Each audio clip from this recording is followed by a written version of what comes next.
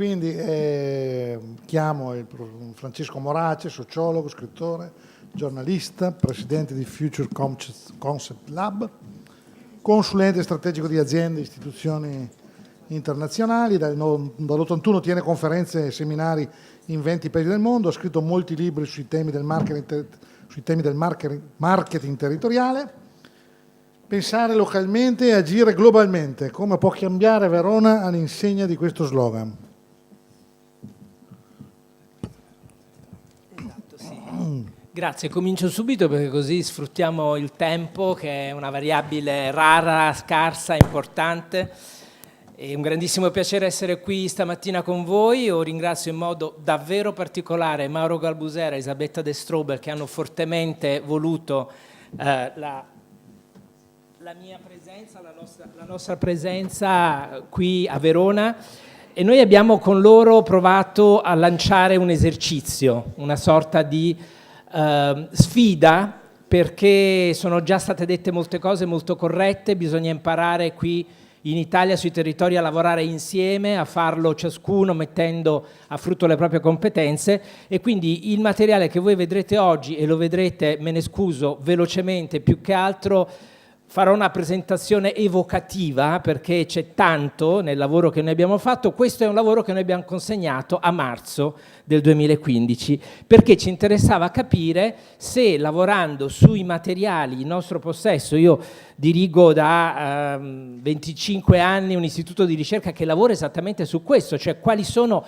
i concetti legati al futuro e come ciascuna città, ciascun territorio può agganciarsi al grande cambiamento in corso. Questo che noi viviamo oggi è un cambiamento d'epoca, è qualcosa di davvero molto profondo, molto importante, che probabilmente in Italia l'ultima volta che abbiamo visto un cambiamento simile è stato alla fine degli anni 70, dall'Italia dagli anni di piombo a Giorgio Armani, che nell'81 vinse la copertina di Time come uomo dell'anno. Quindi un cambiamento d'epoca. La sfida era: vediamo se possiamo mettere insieme dei ragionamenti che poi, corredati dai dati che oggi abbiamo, si può su questo creare una sorta di laboratorio che lavori su Verona nei prossimi anni. Quindi grande cambiamento d'epoca, cerchiamo di capire se Verona ha le caratteristiche per poterlo affrontare. Sappiamo bene quanto questo sia un anno di svolta, perché finalmente dalla crisi davvero si sta uscendo, non sono opinioni, sono numeri.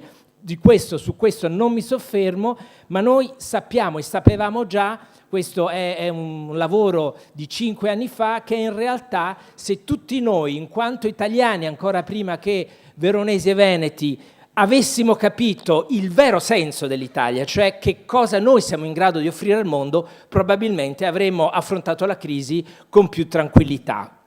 Comunque, inutile piangere sul latte versato, cerchiamo di ripartire da cosa? Dal talento delle nostre imprese. La nostra intuizione, quello di cui noi siamo convinti, è che oggi in Italia quello che ha tenuto negli ultimi 5 anni è proprio il tessuto industriale, imprenditoriale, che in modo straordinario ha saputo affrontare comunque la crisi, che è stata una crisi di paradigma, cioè non sono cambiati solo i consumatori, hanno cercato di spendere meno, no, i consumatori hanno cambiato testa, hanno cambiato valori, comportamenti. L'Italia e le eccellenze delle imprese italiane, e qui nel territorio ne avete tante, hanno dimostrato che si può in qualche modo fronteggiare la crisi con intelligenza, con intuizione, con quello che vedete scritto qui, una dimensione virtuosa che speriamo possa davvero saldarsi alla visione dell'amministrazione pubblica. A me sembra che la giornata di oggi sia straordinaria per questo motivo, perché finalmente ci sono due mondi, quello del pubblico e del privato, che si stanno incontrando e possono insieme remare verso un futuro migliore. In tutto questo il territorio è fondamentale. Io con Barbara Santoro, che è coautrice di questo libro, abbiamo parlato di Italian Factor, che significa noi italiani e noi come paese abbiamo un fattore possibile di successo. Vedo anche giovani in sala, sapranno bene che X Factor, che è uno dei talent show più importanti, mette al centro il talento, mette al centro la capacità di alimentare il talento.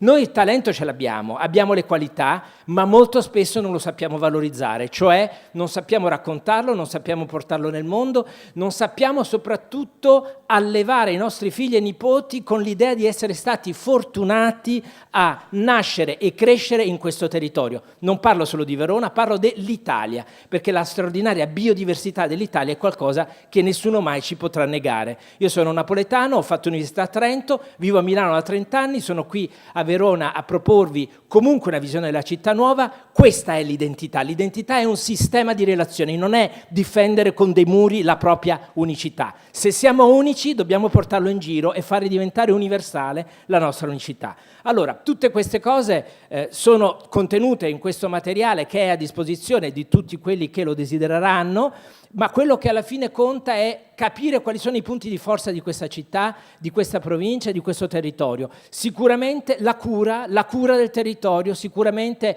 la salute, sicuramente il corpo. Il corpo è al centro della rivoluzione che oggi noi stiamo vivendo. Avrete notato che anche negli anni di crisi maggiore, alla fine tutto ciò che ruota attorno al corpo, e non è solo il cibo, certo è il cibo, ma è la salute, sono le spa, è un modo nuovo di ragionare sul nostro equilibrio psicofisico, non ha conosciuto crisi e ripartirà ancora più velocemente che in futuro. Quindi, primo aspetto, il corpo, la cura, la salute. Secondo aspetto, la cultura, le occasioni di vita. Lo abbiamo visto dai dati della ricerca.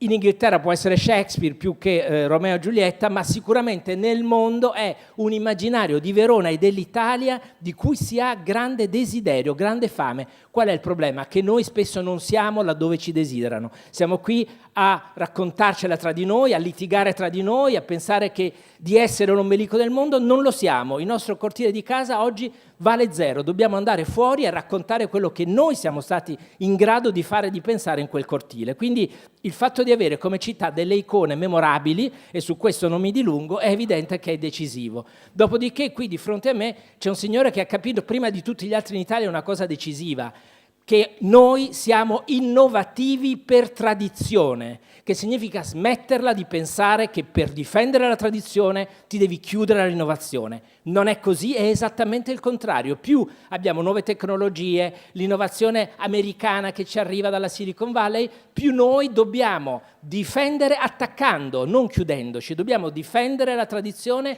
entrando nell'innovazione. Perché guardate, gli Stati Uniti, gli americani sono bravissimi a innovare, ma lo sono solo in alcuni territori molto precisi. Silicon Valley, Boston. L'Italia è innovativa lungo tutto lo stivale, ci sono imprenditori in tutte le regioni italiane, in tutte le città, in grado di affrontare questa sfida. Qual è il problema? Che lo fanno da soli, lo fanno pensando di essere soli, isolati, non hanno un sistema che li sostiene, ma soprattutto non hanno neanche qualcuno che li ascolti e non si ascoltano neanche tra di loro, se posso aggiungere qualcosa. Quindi lavorare su questa idea che non è il sistema voluto dall'alto. Prima un giornalista mi chiedeva: ma abbiamo bisogno di un grande regista di questa operazione? No, noi non abbiamo bisogno né di grandi vecchi né di Deus ex machina, abbiamo già tutto. Dobbiamo imparare a metterci insieme, ciascuno portando avanti la propria visione. Non ci sono compromessi da fare, c'è solo da creare un tessuto connettivo, esattamente come i ragazzi che oggi, andando a scuola, cosa fanno? La sera su Facebook si scambiano i compiti da casa in modo tale da essere tutti preparati. Qualcuno dirà: questo non li aiuta a crescere, però io dico anche: questi li aiuta però a vivere nel mondo com'è. Poi starà agli insegnanti trovare delle modalità nuove di insegnamento, di stimolo. Quindi la connessione è altra cosa, l'intensità. Voi avete questa icona straordinaria, lo abbiamo visto anche dai dati. L'Arena di Verona non è soltanto un luogo, la storia. L'Arena di Verona è l'esperienza che questa città può lanciare nel mondo, e sono gli asiatici che adorano il mondo, lo sapete bene, adorano la lirica, adorano tutto ciò che è musica, tutto ciò che arriva dall'Italia con questa capacità di emozionare, e noi siamo gli unici a non capirlo e continuiamo su questo a ruotare attorno a elementi che ci appartengono. Alla fine, per lanciare uno slogan, Verona davvero potrebbe essere in prima fila su queste 3 V, perché verità, guardate che più andremo avanti e più la trasparenza nelle relazioni, nei processi industriali, in quello che raccontiamo, non sarà più buonismo illuminato, sarà una necessità. perché anche un bambino di 7 anni oggi smanettando scopre qual è la tua storia, da dove arrivi, è stata chiamata reputation economy, è l'economia della reputazione, o ce l'hai o non ce l'hai, o è una storia lunga, anni, in cui dimostri di aver fatto cose, oppure non entri nel mercato come un tempo si faceva raccontando delle storie in TV. Bisogna essere veri e su questo io credo che c'è tantissimo da raccontare, perché questo è il valore e l'altra è la vocazione. Noi siamo un popolo comunque che ha passione, che ha capacità di portare avanti, che ha la passione, se volete, delle botteghe artigiane del Rinascimento. Questo non è mai cambiato, non è mai cambiato, tutti ce lo invidiano e noi non lo capiamo. Quindi da questo punto di vista queste 3 V dei talenti possono davvero essere la base di un futuro per Verona e vedete sullo sfondo tutti gli esempi, dalla fiera a tutti i temi che questa città ha saputo proporre. Altra cosa fondamentale, tutti parlano di lusso. Allora, sul lusso i francesi sono dei maestri, comprano le nostre aziende e le rivendono nel mondo con una capacità di comunicazione che noi non abbiamo. Quindi benissimo nel lusso, c'è la Ferrari, ci saranno altri, ma la nostra grande sfida è un'altra, è il gusto. Non è il lusso è per pochi, il gusto è per tutti e ci sono centinaia di milioni di cinesi o di brasiliani o di indiani che adorano il gusto italiano e ancora una volta noi non abbiamo fino in fondo capito la straordinaria opportunità che c'è. Nessuno ce la fa da solo. Qui bisogna davvero capire che mettersi insieme non è un modo per essere concilianti, è un modo per vincere nel mondo e capire che la partita che noi stiamo giocando non è una partita poker dove si bleffa e dove speri di fare il colpo, è una partita a scacchi. La partita a scacchi ha un'apertura, un mediogioco e un gioco di lunga portata. I ragionamenti che oggi partono da questa sala sono ragionamenti immediati per domani, ma anche per dopodomani e per una visione di lungo termine. Per fare questo dobbiamo attivare le relazioni creative, usando le tecnologie, dando importanza alle giovani generazioni, capendo che il digitale non è qualcosa che combatte il mondo fisico, il mondo online e il mondo offline. Per i ragazzi sono esattamente la stessa cosa. E allora, per chiudere e per rimanere nei miei 20 minuti, perché è importante rispettare i tempi, è importante avere rispetto per chi parlerà dopo di te. Questa è una cosa che noi italiani dobbiamo ancora imparare, quindi cerco di dare buon esempio. Primo elemento, trust and sharing. Condividere va bene, ma se non c'è fiducia e non c'è lealtà non andiamo da nessuna parte. Quick and deep, dare ritmo alle cose che vogliamo raccontare. Senza ritmo, senza capacità di emozionare, di stupire, non agganciamo i ragazzi. Questo lo dico per le università, per chi insegna, per chi fa gli interventi nelle conferenze. O noi diamo ritmo o non andiamo da nessuna parte. Ma il ritmo non basta, bisogna avere la profondità, deep, cioè la velocità non può più sacrificare la qualità, come è stato nel fast food, nel fast food, nel fast fashion. Oggi fast good, buono e veloce. E guardo ancora inevitabilmente Rana, perché credo che sia stato uno dei primi a capirlo e a farlo nel mondo. Sostenibilità. Inutile dire che tutte queste cose, se non sono sostenibili, non sono e non saranno. Come nella rivoluzione igienica della fine dell'Ottocento, chi è che oggi propone in pubblicità qualcosa che sia igienico? Nessuno, perché devi essere igienico. Lo stesso sarà per la sostenibilità. Quindi non è l'ecologismo militante che 20 anni fa, 30 anni fa ci ha portato su questo territorio, ma ha coinvolto 3% della popolazione. La sostenibilità è il nuovo valore mainstream, cioè, dici, perché usi le parole inglesi? Perché dobbiamo imparare l'inglese. Poi parliamo dialetto, ma senza inglese, signori, Verona non andrà dove vuole andare. Quindi scusatemi il tono appassionato, ma è così, perché io ascolto e vedo cose giustissime di persone che predicano, però poi razzoliamo tutti molto male. Quindi per favore usiamo questo codice. Dobbiamo capire che il dialetto non esclude l'inglese e viceversa. Ultima cosa, unique e universal. Se sei unico come Rana o come Bauli o come tante altre realtà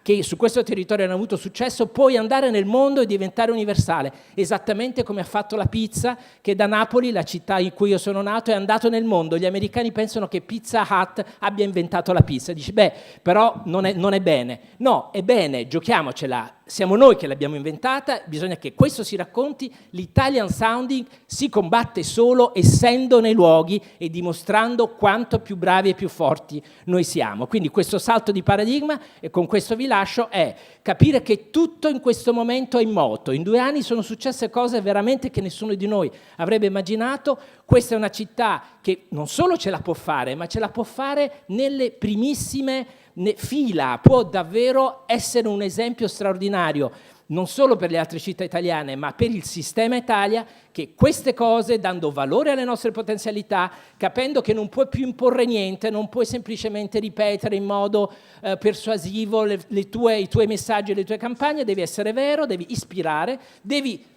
allevare nella vocazione i tuoi figli, devi essere credibile più che visibile. Poi se sei credibile, benissimo, raccontiamolo, ma con la velocità di un click, perché è così che le generazioni del futuro ci ascolteranno e reagiranno. Quindi o impariamo a essere veloci oppure purtroppo questa partita non riusciremo a giocarla. Vi ringrazio.